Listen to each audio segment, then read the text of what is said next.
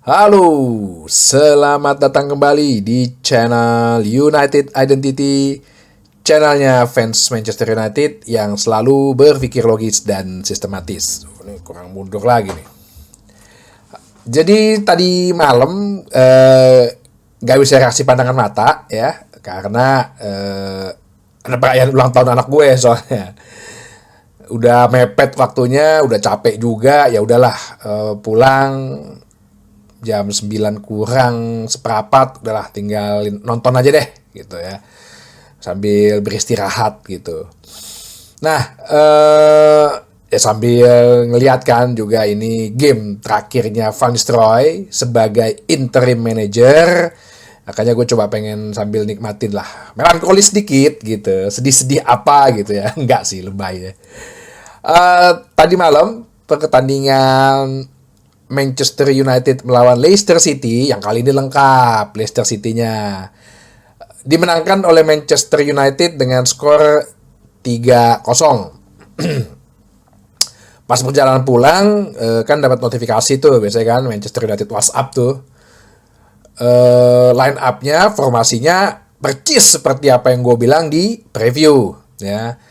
Kipernya Andre Onana, kanannya Diogo Dalot, kirinya Mazraoui, terus back tengahnya si Lisandro Martinez dengan Matthijs de Ligt, tengahnya formasi 4-2-3-1 ya, sebenarnya nggak 4-2-3-1 sih, lebih ke 4-1-4-1 sih sebenarnya. Ugarte, terus kemudian Bruno Fernandes attacking midfielder, si Casemiro sebagai box to box, kirinya Marcus Rashford kembali ke naturalnya, kanannya Amad Diallo. Kan gue bilang kalau misalnya Amad Diallo sehat nggak cedera, ya udah pasanglah Anthony ya kan. Mungkin ini game-game terakhir dia sebelum dijual gitu. Ternyata Amad di assessment tidak ada cedera yang serius, bisa dipasang sebagai starter, bahkan kemarin main 90 menit ya. Dan strikernya Højlund, percis seperti yang gue berikan di preview. Di 15 menit awal kita menguasai pertandingan, nggak terlalu agresif juga, tapi istilahnya bola-bolanya semua kita kuasain.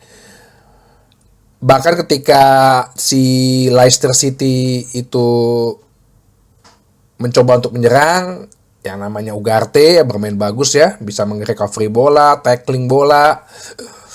Ini yang gue pikir-pikir, kenapa si Ten Hag gak dipasang ya. Ini yang membuat gue lihat di 15 menit pertama, ya Leicester City istilahnya gak pegang bola lah. Ada beberapa sekali ini juga berhasil dipatahkan kok, oleh tackingnya Casemiro, oleh blockingnya Lisandro, seperti itu. Nah,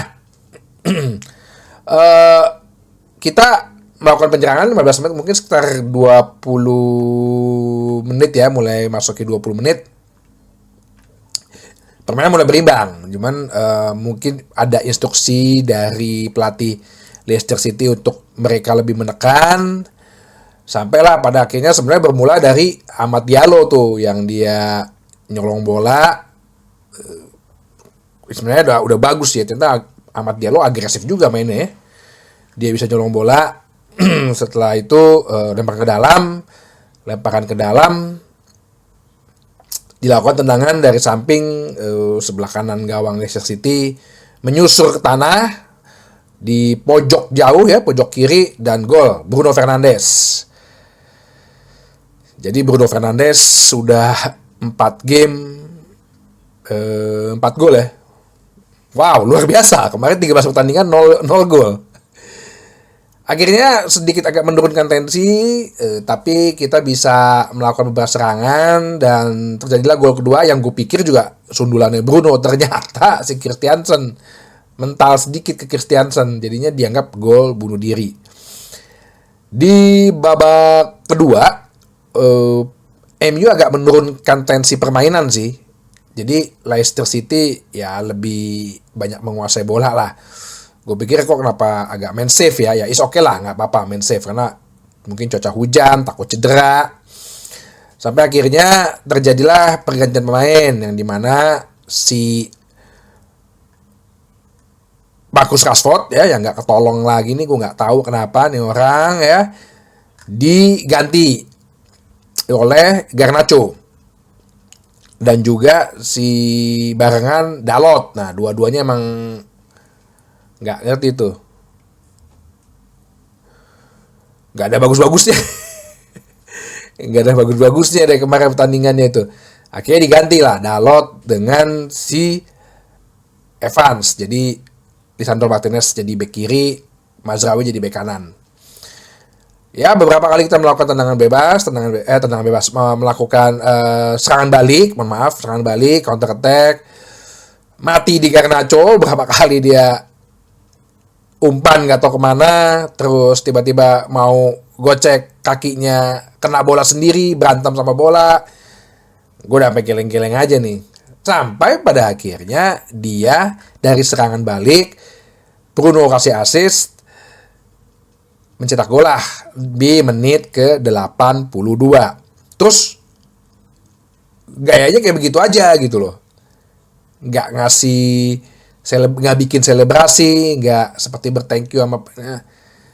Sampai si Bruno Fernandes itu bikin konferensi pers, dia juga ada video dia ngasih ngasih saran gitu ya, ngasih pas lagi akhir pertandingan. Padahal pas habis ngegolin juga teman-temannya udah melukin dia, ayo cheer up. Dia bilang si Bruno Fernandes dalam konferensi persnya mengatakan dia kecewa dengan para fans sehingga dia tidak merayakan ya. Padahal sebenarnya itu kan hal yang wajar. Gue juga jadi bingung, lu kenapa marah gitu dikritik. Lu jangan cuma lihat karena gol lu itu doang gitu loh.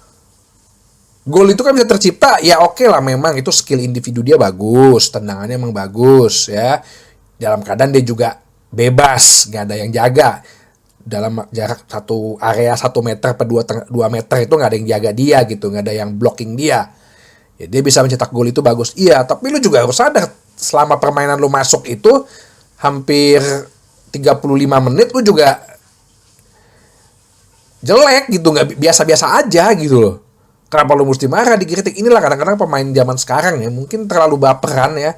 Apa karena dia Gen Z gitu ya, terlalu banyak baca sosial media, akhirnya baper. Ya lu gak perlu gitu juga gitu loh. Itu kan kritikan lo supaya lo lebih membangun. Ya kan gue udah pernah bilang kan, lu jangan beralasan dia usia 20 tahun. Usia 20 tahun banyak kok pemain-pemain dari akademi kita yang levelnya bisa di atas itu. Apakah standarnya kita nih udah turun nih? Level kayak Garnacho udah dijadiin pujaan gitu.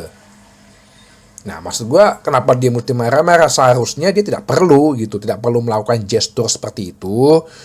Ya lo terus tunjukkanlah konsistensi lo di lapangan. Dan memang kan sebenarnya levelnya dia berarti memang dia hanya sebagai super subs, bukan sebagai starter. Ini kan terbukti gitu loh. Mungkin dengan starter dia beban psikologisnya lebih berat ya, lu banyak berlatih aja lah. Positioning dia kan gue bilang kan positioning dia bagus gitu. Lu banyak berlatih aja dengan melakukan tendangan-tendangan kayak tadi gitu, cut in ya kan. Nah, ini yang gue bilang dia harusnya sih berusaha memperbaiki diri, tapi terus habis itu sampai akhir peluit pertandingan skor masih 3-0. Ya, membuat posisi kita masih di posisi 13 ya.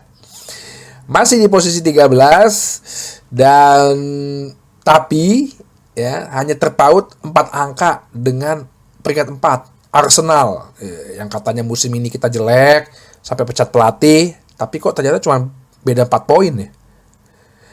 Dan dengan pertandingan ini Ruud van Nistelrooy clean ya, tidak ada kalah. Ya ada yang bilang begini, ya iyalah lawannya siapa dulu, Leicester City, ya iyalah lawannya siapa dulu,